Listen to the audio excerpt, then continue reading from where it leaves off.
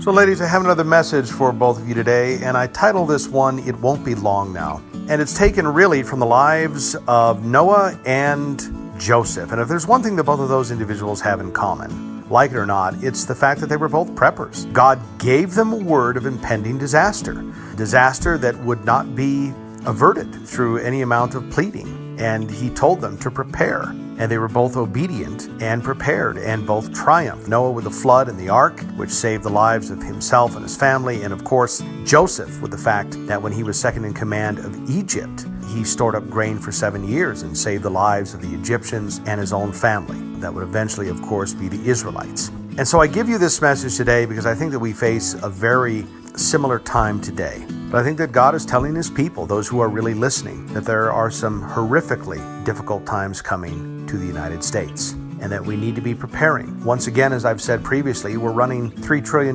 deficits now at the federal level. And this doesn't include all the states, a dozen or more that are bankrupt, California, Illinois, New York, and numerous others, and looking to the federal government for bailouts, which of course itself is already bankrupt. I think the icing on the cake for the United States will be most likely now that in the not too distant future, we're probably going to face a war with China that we lose. And it will be, I believe, from this time on that we will not be a sovereign country. So the question remains is how do you prepare for something like that, really? How do you prep for that? Because much of the philosophy of the traditional preppers who have food and water and ammo and all of that will be undone by what's going to come into the United States for the simple fact that we may not be the United States anymore. And there may be people in this country, Christians and other undesirables, that are persecuted, but not so much by the federal government, but perhaps by foreign powers that come in to occupy this country. So how do we prepare for that? The answer is seeking God while he still may be found. I don't think,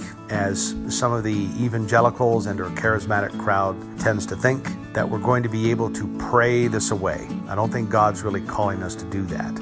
He didn't call Noah or Joseph to do that.